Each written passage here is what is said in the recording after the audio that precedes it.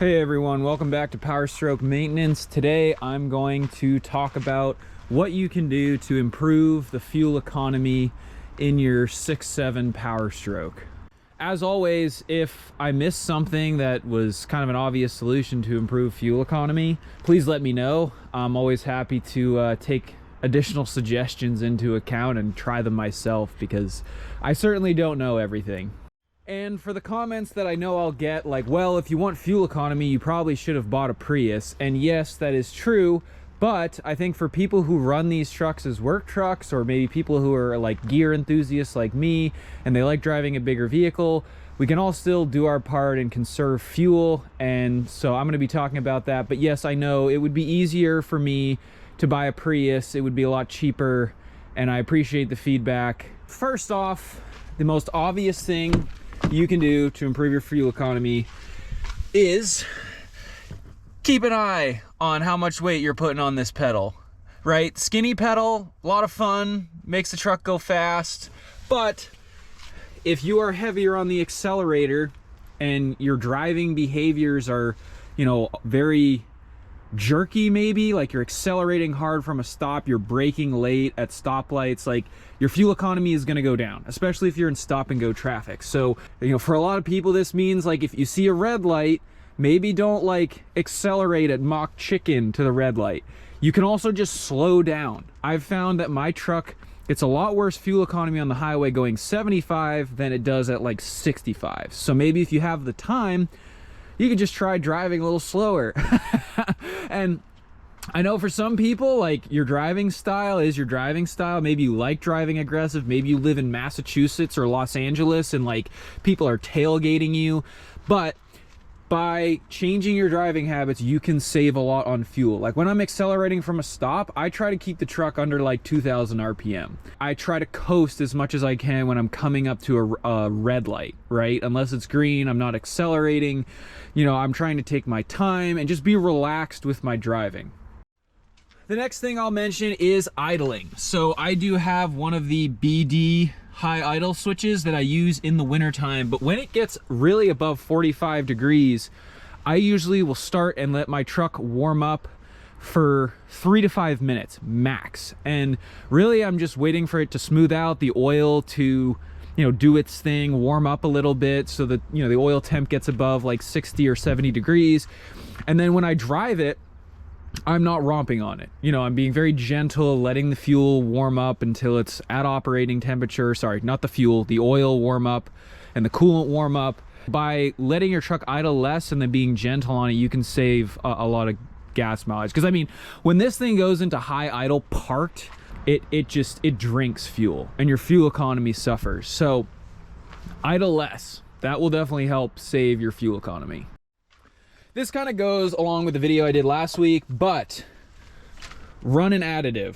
This will help significantly increase fuel economy. Now, typically I use Arch Oil as like my every tank additive. They have a 6500, daily or, everyday diesel treat. I'm trying this Lucas Oil DPF cleaner product because a subscriber mentioned it and said they liked it, so I'm gonna give it a shot. So, run additives and, detergents in your fuel to stabilize the fuel. The biggest thing that will improve fuel economy in a diesel is to boost the cetane rating of the fuel, which is the ignitability of the diesel fuel. So if you think diesel engines have very high tolerances because you have to make a lot more pressure and it takes a lot more energy to ignite the diesel fuel because it doesn't burn and it has kind of a higher burn point than gasoline, right? Gasoline is less stable, it ignites a lot easier.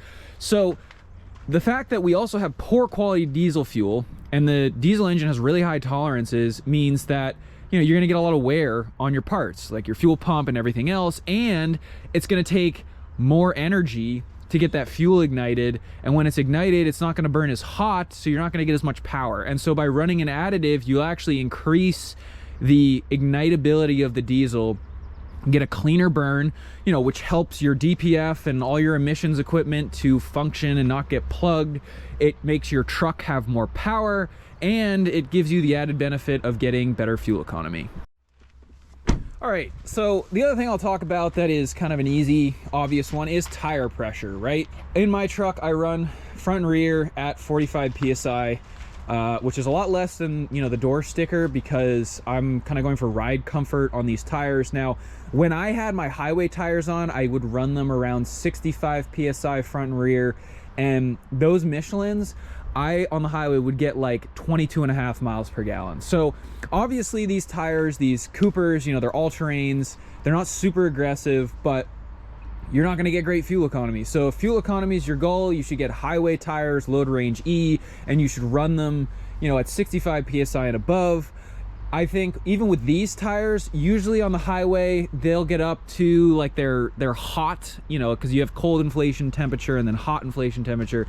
When they're hot, they'll get up to like 50 to 55 psi on the highway, and I still get around 20 miles per gallon in this thing. So check your tire pressure, make sure it's up there. If you're really trying to get good fuel economy, if you're towing, pump up your tires. If not, you're just riding around town and maybe you don't care about fuel economy, let some air out of your tires, you get a better ride feel. But tire pressure and the tire quality and type do a lot to get you better, much better fuel economy in these big trucks.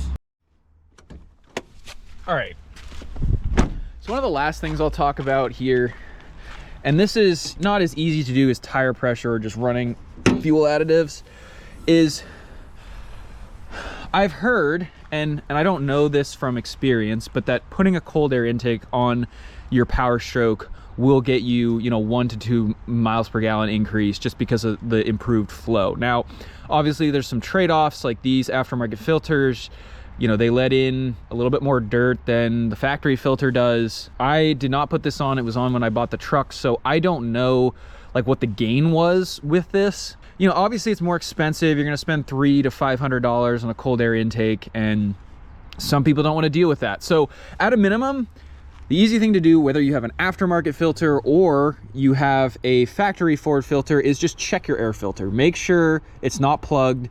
You know, check your flow gauge on the OEM version of the air filter. Like, just make sure that the engine is getting good, clean air and that it's not plugged, because that will really affect your fuel economy. And so just, you know, again, you want clean fuel because that's what's powering the engine. You want clean air and lots of it because that's also powering the engine, right? And so, you know, make sure that the components that are going in to create combustion are good, so you're getting a nice clean burn and you'll get better fuel economy. The last thing I'll talk about here is, you know, do your maintenance. I think fuel economy, a lot of things contribute to that. You can, you know, just change your oil, right, at regular intervals. Do it every 5,000 miles.